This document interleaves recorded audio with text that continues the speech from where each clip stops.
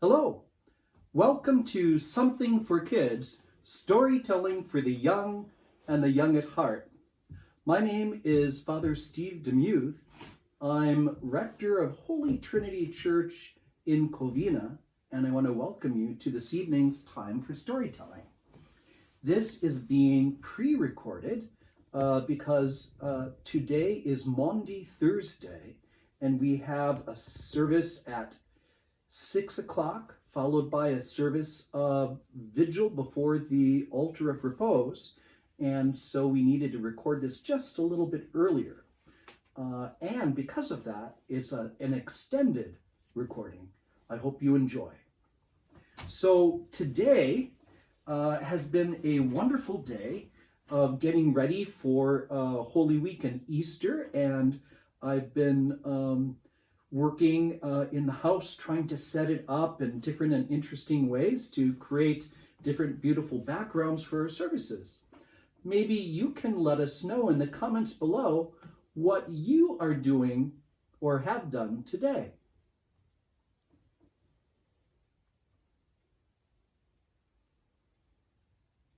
So, we are in the midst of a wonderful story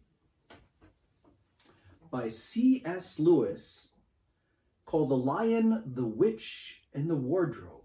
How Aslan, the noble lion, freed Narnia from the spell of the White Witch. And we are 2/3 of the way through the story, and it's just getting better and better, and it's hard to put down. So we'll get to that in just a moment. So while we get ready to start, I'm going to polish my glasses so I can see the words.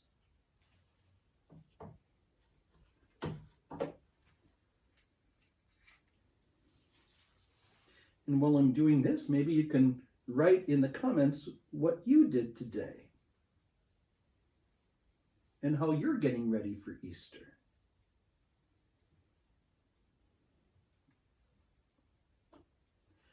And there you are. All right. So where we left off yesterday, we were in a chapter called Peter's First Battle. Remember, Peter had been given two very special gifts from Father Christmas when he met him earlier in the story, when the White Witch's spell of making it always winter started to break because Aslan was on the move and had entered into Narnia. So here we are. It is now jumping seemingly because of the spell being broken and it always being winter. Father Christmas came and it quickly moved from winter to the feeling of May, with birds singing in the trees, with crocuses and daffodils popping up out of the ground, with translucent green leaves sprouting from the trees. And here we go.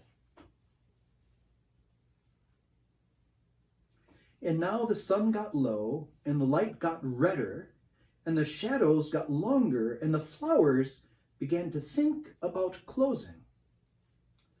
"Not long ago," said Mr. Beaver, and begun leading them uphill across some very deep springy moss. It felt nice under their tired feet, in a place where only tall trees grow very wide apart. The climb coming at the end of the long day made them all pant and blow. And just as Lucy was wondering whether she could really get to the top without another long rest, suddenly they were at the top. And this is what they saw.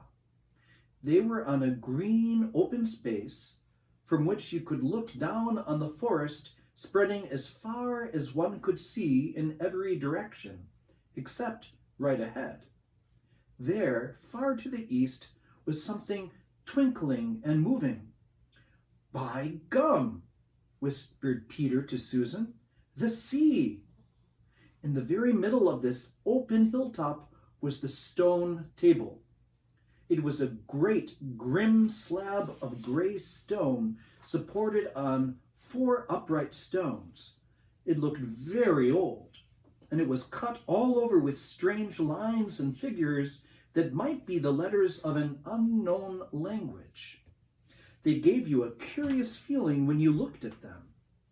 The next thing they saw was a pavilion pitched on one side of the open place.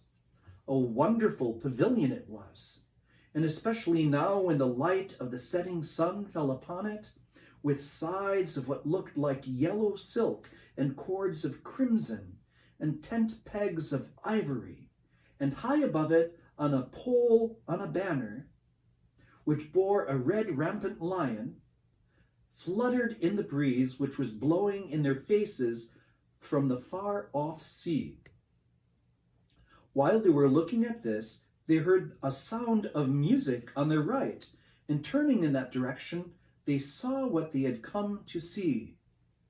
Aslan stood in the center of a crowd of creatures who had grouped themselves around him in the shape of a half-moon.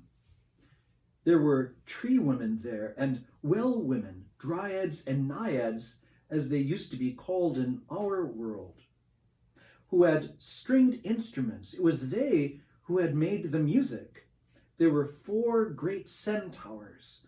The horse part of them was like huge English farm horses, and the man part was like stern but beautiful giants.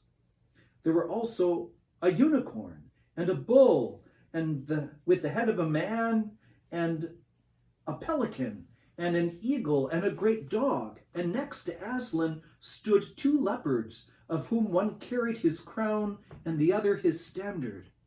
But it was for Aslan himself. The beavers and the children didn't know what to do or say when they saw him. People who have not been in Narnia sometimes think that a thing cannot be good and terrible at the same time. If the children had ever thought so, they were cured of it now.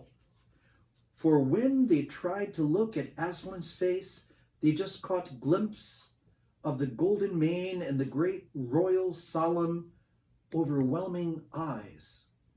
And then they found they couldn't look at him and went all trembling. "Go on," whispered Mr. Beaver. "No," whispered Peter. "You first." "No, sons of Adam before animals," whispered Mr. Beaver back again. "Susan," whispered Peter. "What about you? Ladies first." "No, you're the oldest," whispered Susan. And of course, the longer they went on doing this, the more awkward they felt. Then at last Peter realized that it was up to him. He drew his sword and raised it to the salute, and hastily saying to the others, "Come on, pull yourselves together," he advanced to the lion and said, "We have come, Aslan." "Welcome, Peter, son of Adam," said Aslan. "Welcome, Susan and Lucy, daughters of Eve. Welcome, he-beaver and she-beaver." His voice was deep and rich, and somehow took the fidgets out of them. They now felt glad and quiet, and it didn't seem awkward to them to stand and say nothing. "But where is the 4th?" asked Aslan. He has tried to betray them and joined the White Witch, O Aslan," said Mr. Beaver. And then something made Peter say, "That was partly my fault, Aslan. I was angry with him, and I think that helped him to go wrong." And Aslan said nothing either to excuse Peter or to blame him, but merely stood looking at him with his great golden eyes. And it seemed to all of them that there was nothing to be said. "Please, Aslan," said Lucy, "can anything be done to save Edmund?" "All shall be done," said Aslan, "but it may be harder than you think." And then he was silent again for some time. Up to that moment, Lucy had been thinking how royal and strong and peaceful his face looked. Now, it suddenly came into her head that he looked sad as well. But next moment, that expression was quite gone.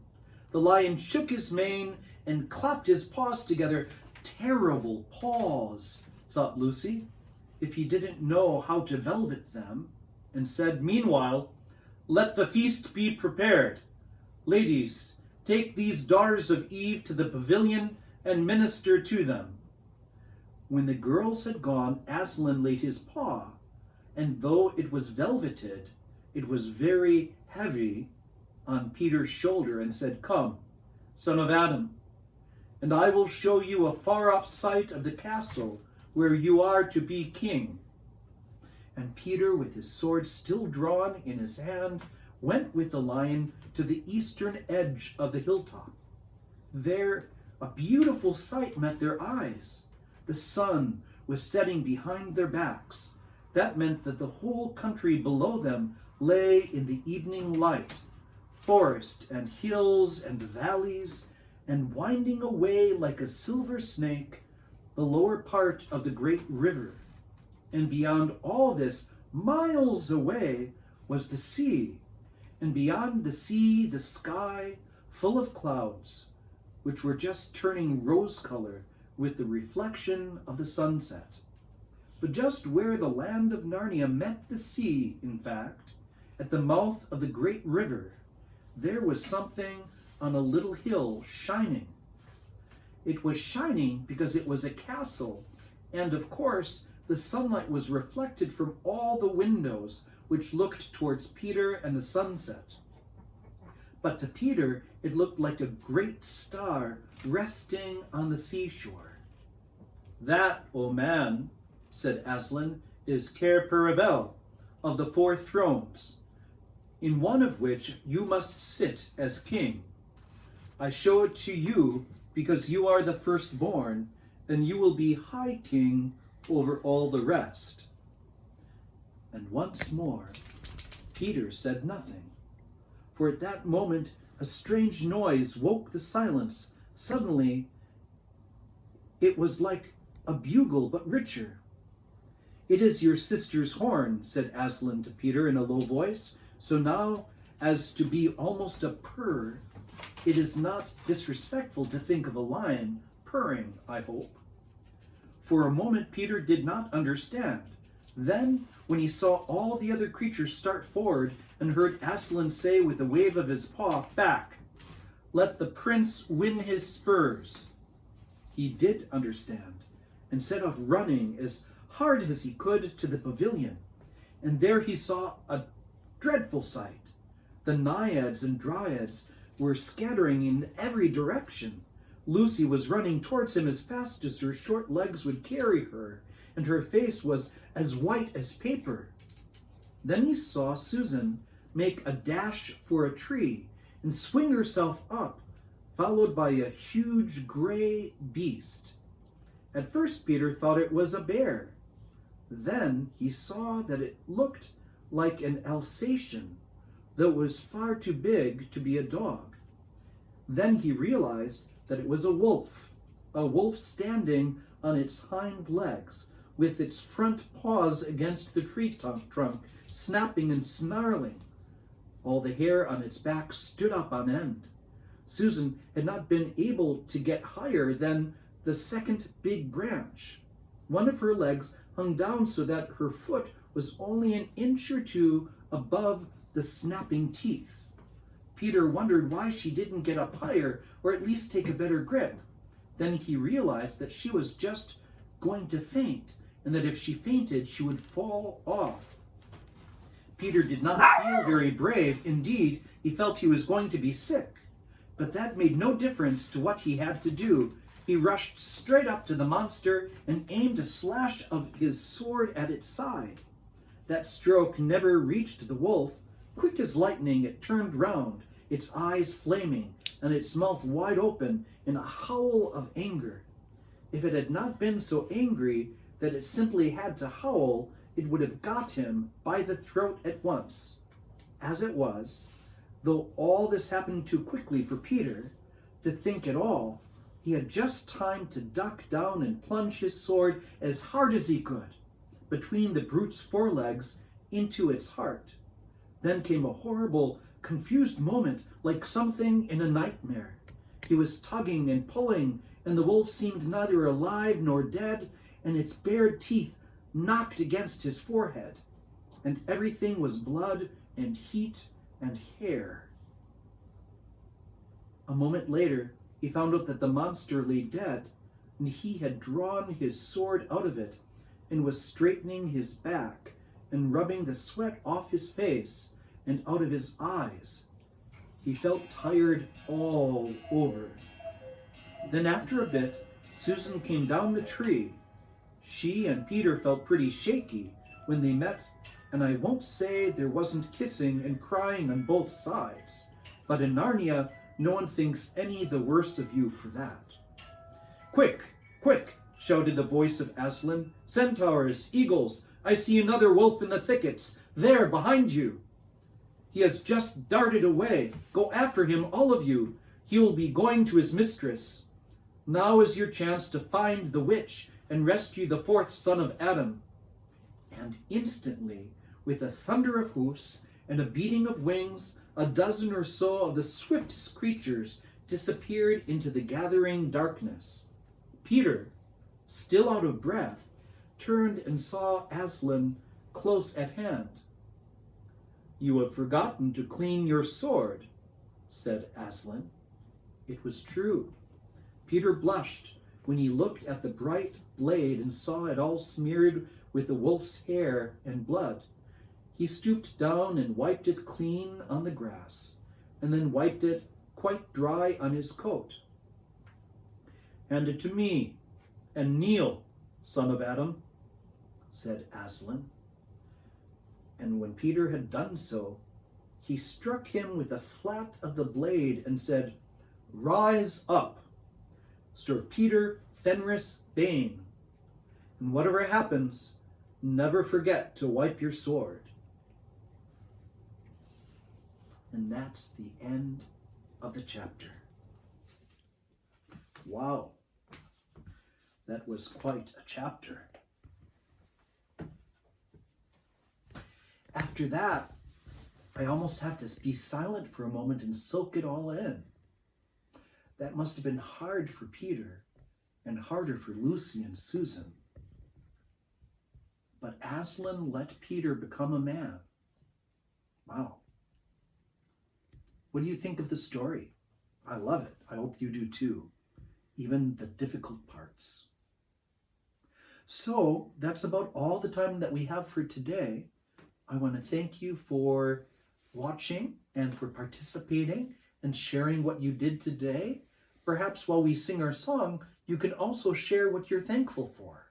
I am thankful for this day, for all of you, for my 3 beautiful doggies, for my family and friends.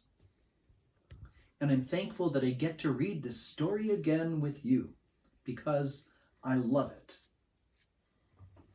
So let's sing together, and perhaps you can write in the comments below something that you are grateful or thankful for.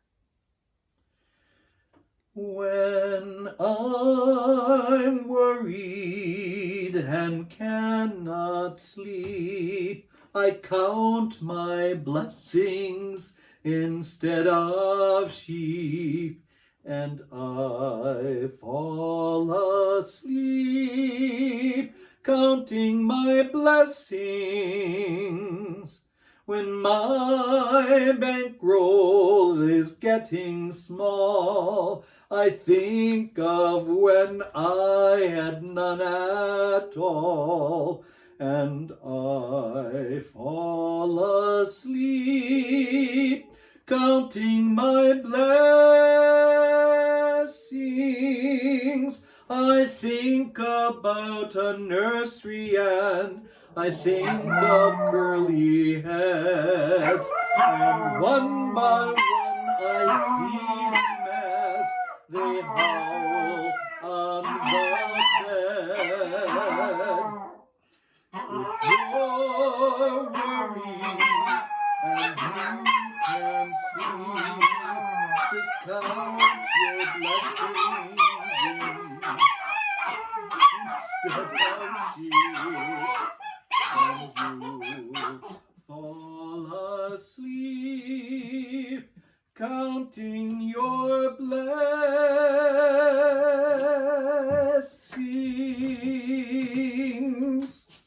Thank you, doggies, for participating and helping me sing our song tonight.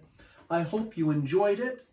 Don't forget that if you've missed any of the episodes, just go to YouTube and check out our channel, Historic Holy Trinity Church of Covina. And if you want to know when we have our next episode or when something else is coming, just subscribe and you'll get a notification. All right, everybody, good night and God bless.